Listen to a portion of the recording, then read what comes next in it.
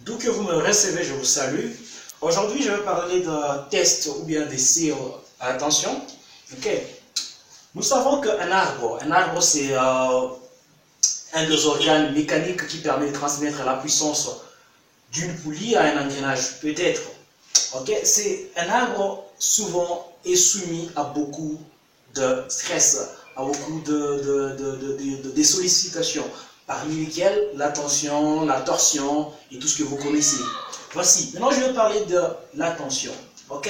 Voici que ce genre ici, une compagnie veut usiner un arbre pour une machine donnée et ils se sont procurés un matériau qu'on appelle EN8 ou encore 080 M40. C'est un matériau britannique qu'on retrouve dans BS 970. C'est souvent dans l'année 1983. Et les propriétés de ces matériaux, quand on parle des UTS, ou bien la force maximum en mégapascal, est de 550 mégapascal minimum. Ok? Et la limite élastique en mégapascal est de 280 MPa ou mégapascal.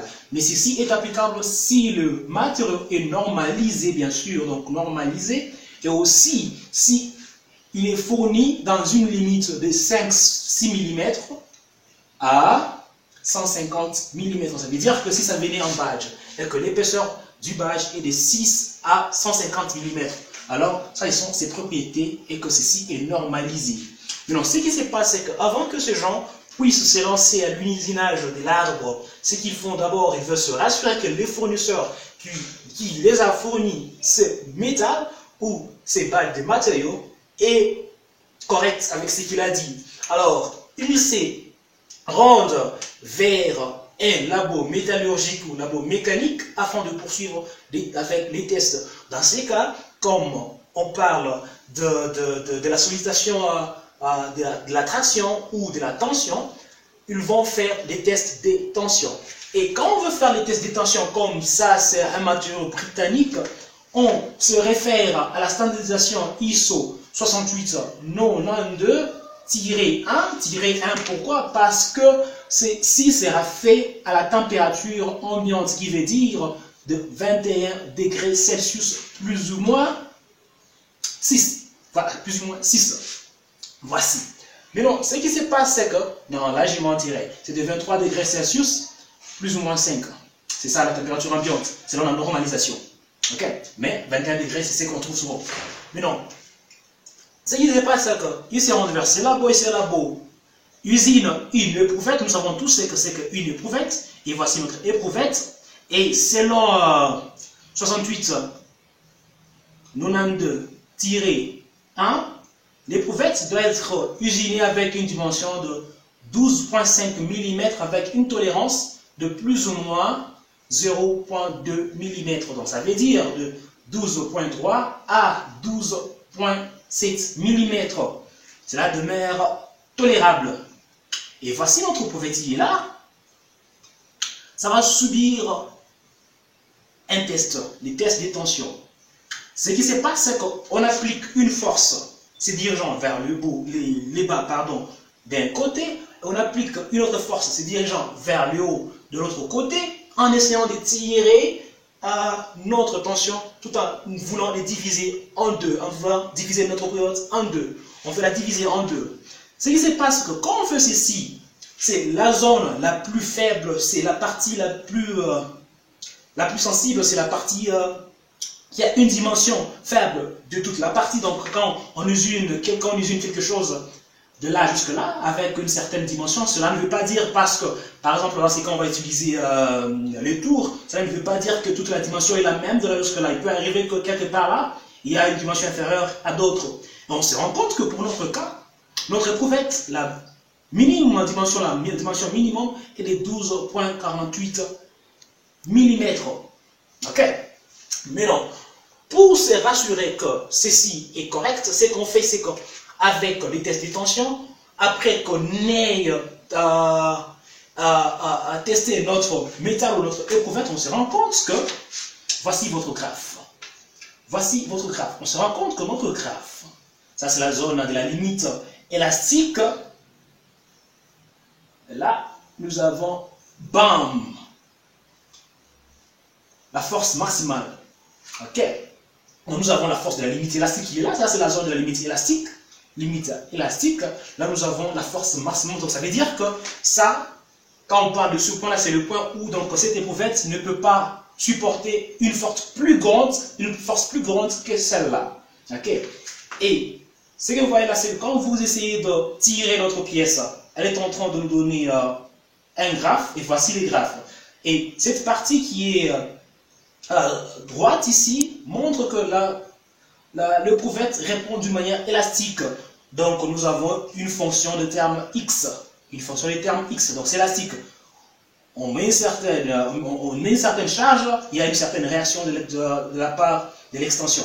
Donc c'est élastique ici. Ça veut dire que si on pouvait laisser notre éprouvette, on pouvait la lever de la machine, on peut retourner aux dimensions initiales. Quand je parle des dimensions initiales, je parle de la longueur ainsi que du diamètre. Maintenant, une fois que notre pièce dépasse ce point-là, qui est le point de la zone de la limite élastique, ça part dans la zone de déformation plastique. Une fois que c'est dans la zone de la déformation plastique, même si on a enlevé les forces qui essayent de tirer notre éprouvette ne saura pas revenir aux dimensions initiales. Donc, voici les dimensions initiales, voulais-je dire. Voici les dimensions initiales. Donc, nous avons là, qui est 62,5 mm par exemple. Non, je parle de get length, donc LO, et puis du diamètre qui est de 12,48. On se rend compte après avoir testé, notre pièce a reçu une certaine dimension ou une certaine longueur à part LO, qui celle-ci est égale à LO plus la différenciation des L. Ok, c'est ce qu'on a là. Et on se rend compte qu'au point de la limite élastique, là nous avons ici nous avons 44,28 kN, et là nous avons 74,83 kN pour la force maximale. Maintenant, pour obtenir ma force maximale en mégapascal, parce qu'on parle de mégapascal, on voit la pression. On voit la pression car la pression est égale à la force sur la surface. La force sur la surface. Et nous savons que la formule pour la surface est de pi multiplié par diamètre au carré sur 4. Et notre diamètre ici est de 12,48. Ça veut dire que la surface sera de pi fois 12,48 au carré sur 4 qui ceci nous donne 122,33. 122,33. Ok. Maintenant, pour trouver les UTS qui est la force maximale en mégapascal, on prend la force maximale en kilonewton, d'abord 74,83, et ceci divisé par 122,33. Et dans ces cas, on se rend compte que notre force maximale en mégapascal est de 613 mégapascal. Nous avons dit que les minimums étaient de 550 mégapascal, qui ceci veut dire que jusque-là, notre pièce se comporte bien. Et voici maintenant, si on doit trouver maintenant la zone de la limite élastique en mégapascal, qui est là, on prend maintenant 44,28 divisé par 122,33 et on trouve 362 mégapascal. Ça veut dire encore que nous sommes dans les limites. Donc jusque-là, notre pièce satisfait aux conditions de la zone de la limite élastique à mégapascal et de la zone de la force maximale en mégapascal. Maintenant, on doit se rassurer de l'élasticité, donc les pourcentages à l'élasticité ou bien la ductilité. Ce qu'on fait, c'est qu'on prend la différenciation de L divisée par L ou bien L initial, multiplié par 100 pour trouver les pourcentages. Et ceci, nous avons les pourcentages à l'élongation. Les pourcentages à l'élongation. Donc l'élongation qui est là, Et dans ces cas, disons que notre élongation est de 11,83 multiplié par 100 divisé par 62,5. Et là, nous nous retrouvons avec 18,9%, qui ceci est presque 19%. C'est 19%. Et voici qu'il nous avait été donné d'avoir un pourcentage minimum de 16%. Ok, ça doit être 16% par rapport à IN8. IN8 de 16%. Ça, c'est 19%. Donc, notre matériau satisfait à ces conditions. Maintenant, on doit se rassurer du test chimique aussi. Et aussi, on doit se rassurer du test de dureté. Ici, c'est la dureté Brunel. Une fois que tout est satisfait, maintenant, les gens ici qui sont responsables de la machination, de l'usination de cet arbre peuvent maintenant continuer avec leur projet. Ça, c'est en bref comment ça se passe et ainsi que comment les calculs se font après avoir designé leur arbre, après avoir fait tout ce qu'ils ont fait. Ok? Ça a été un plaisir pour moi de partager cette vidéo avec vous. J'espère que vous allez l'aimer, j'espère que vous l'avez aimé. Partagez bien si vous le voulez bien. N'oubliez pas en tout cas de vous abonner si vous n'êtes pas encore abonné. Mais pour l'instant, j'espère bien vous retrouver à la vidéo prochaine. Je vous demanderai de prendre soin de vous et je dis au revoir. Bye!